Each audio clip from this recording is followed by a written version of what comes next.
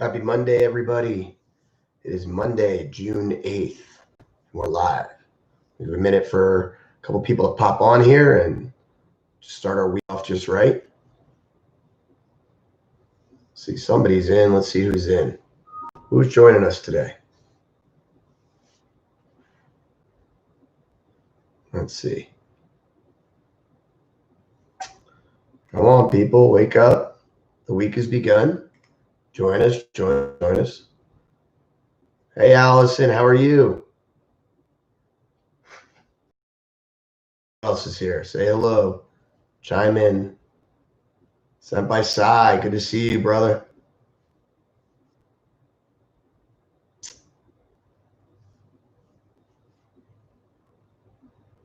Hey, Lauren.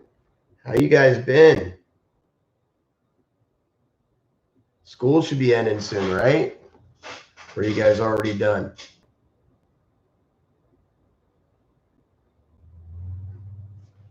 All right, guys. So it's Monday. It is June 8th, and the weather has been amazing. So I really hope you guys all had a nice weekend, got to get outside, enjoy some fresh air. Those of you lucky enough to have pools, hopefully you got a splash in.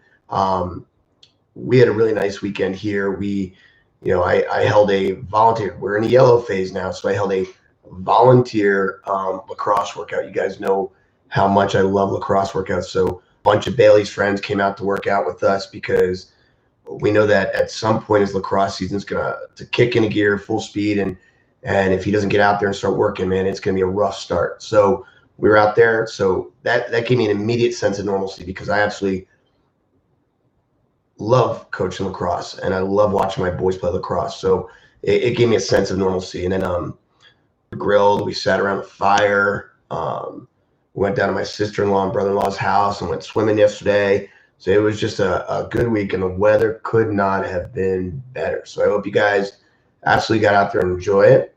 So it's Monday. It's Monday is the start of a new week. So it's time to kick things going, start thinking about what you want to accomplish this week and what you want to get done this week. If you were a little lazier last week, if you were distracted by current events last week, it's time to get your mind focused on making yourselves better.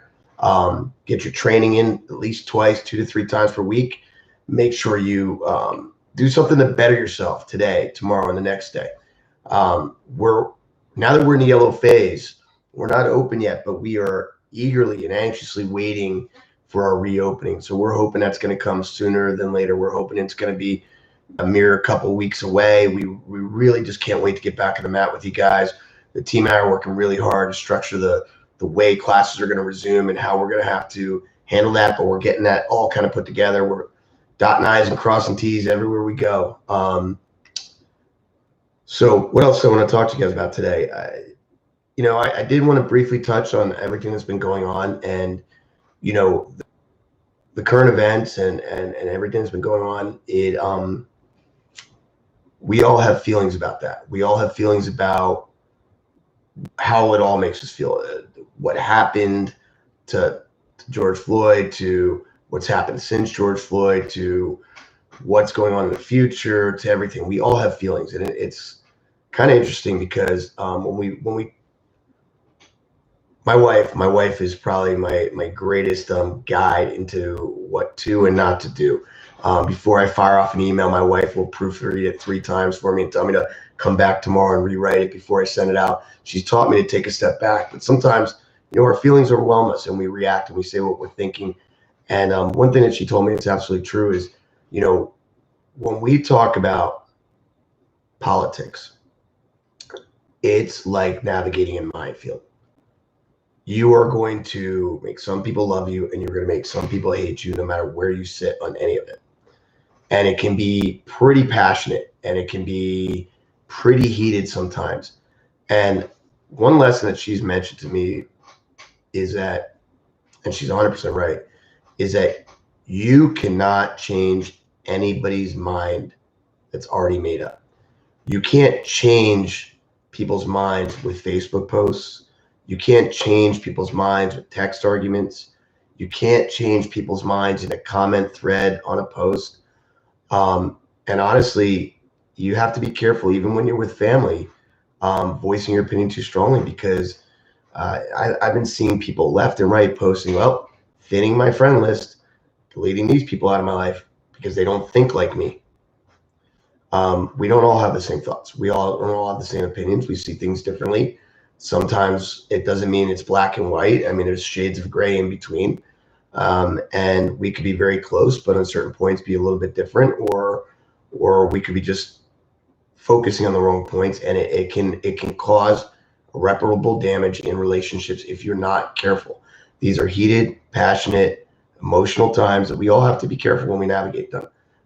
That includes me myself. I'm a pretty emotional guy, and I'm very, very passionate. And sometimes I can get, pretty thick-headed too about things. And so as I sat back at a pool yesterday and I waded in the water and I sat there and I relaxed for a minute and let my mind drift off this stuff for a minute, something else that was told to me that was very brilliant is you learn a lot more when you shut up.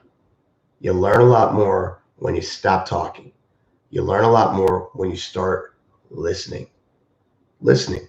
I think that's the big message for today, is that we all have to become better listeners. We already know what we think, but if we really want to understand where someone else is coming from, if we really want to understand how someone else is feeling, if we really want to understand where somebody is and why they feel a certain way, we all just need to shut up and listen. Listen. Doesn't mean comply. It doesn't, by stopping talking doesn't mean you necessarily agree, but we learn a lot more when we close this and open this. We learn so much more when we stop talking and start listening. For example, Saturday night I sat with a gentleman I never met before, and we had a conversation about different things. And the conversation started very differently. Like, we were on opposite sides of where we saw things. And the one thing that he did that was so impressive was he actually stopped talking. He listened. And at one point he said, I didn't know that. Or I didn't know that happened. Or I didn't know that view. Or I didn't see it that way. Now, it's not because he listened to me, but what he did do was he told me, I'm hearing you. I'm learning. I'm listening. So my lesson for today, guys, is pretty simple. We all need to talk a little bit less and listen a little bit more. And I think we'll all understand each other so much better. Well, it's Monday. It's beautiful outside. I'm going to jump on the motorcycle, ride it over to school, and shoot your classes for today. Let's kick this week off right. Let's get our classes going. Let's make sure we're training hard this week. And hey, thanks for being Lima Strong. Because of you, we're going to be back together again someday. See you online later. Woos.